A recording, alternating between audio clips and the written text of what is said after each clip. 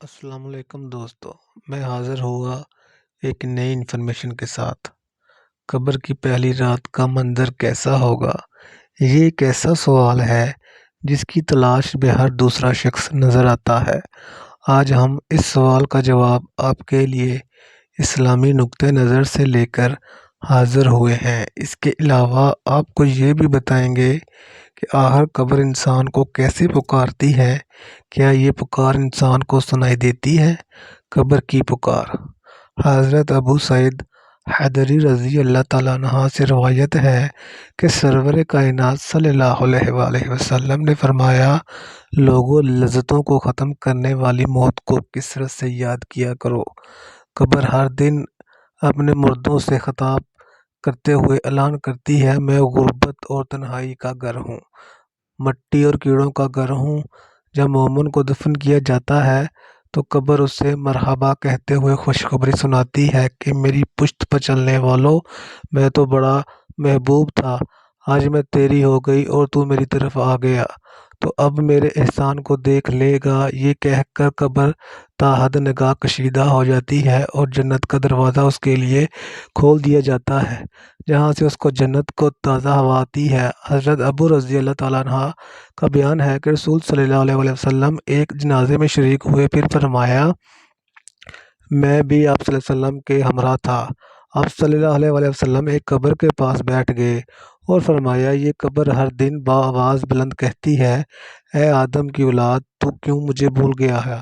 کیا تجھے یہ معلوم نہیں کہ میں تنہائی کا گھر، غربت کا گھر، وحشت کا گھر، کیڑوں مکوڑوں کا گھر ہوں؟ میں بہت تنگ گھر ہوں، مگر اللہ جس کے لیے کشادگی کا حکم فرمائے گا اس کے لیے کشیدہ ہو جاؤں گی۔ اس کے بعد آپ صلی اللہ علیہ وسلم نے فرمایا، اے قبر، تو یا تو جنت کا چمن ہے یا پھر آگ کا ایک تنور۔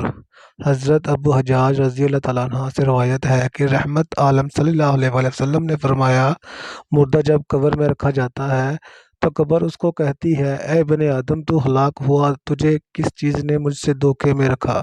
کیا تجھے معلوم نہ تھا کہ میں فتنہ، تاریکی اور کیڑوں مکوڑوں کا گھر ہوں؟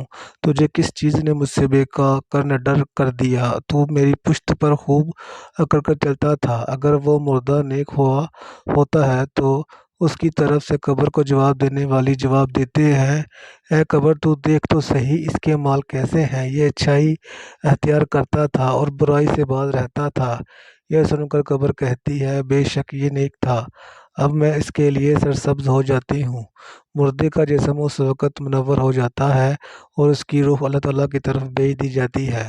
حضرت عبداللہ بن عبید رضی اللہ تعالیٰ عنہ سے روایت ہے کہ رسول صلی اللہ علیہ وسلم نے فرمایا، مردہ قبر میں بیٹھا ہے اور ان لوگوں کے پیروں کی آواز بھی سنتا ہے جو اس کے جنازے کے ساتھ قبر تک گئے ہوں گے۔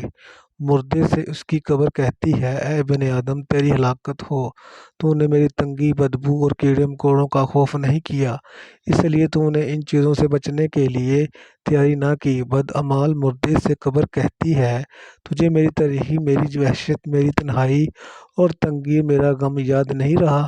اس کے بعد قبر اس کی جکڑ جاتی ہے، اس کے بعد اس کی پسلیوں کی ہڈیاں ایک دوسرے میں پیوست ہو جاتی ہیں، جبکہ نیک بندے کے لیے قبر کشادگی کرتی ہے اور اس کے لیے دائیں ایک کھڑکی کھول دی جاتی ہے جہاں سے اس کو جنت کی ہوا آتی ہے۔ اللہ پاک ہم سب کو قبر کے عذاب سے بچائے اور نیک مال کرنے کی توفیق عطا فرمائے۔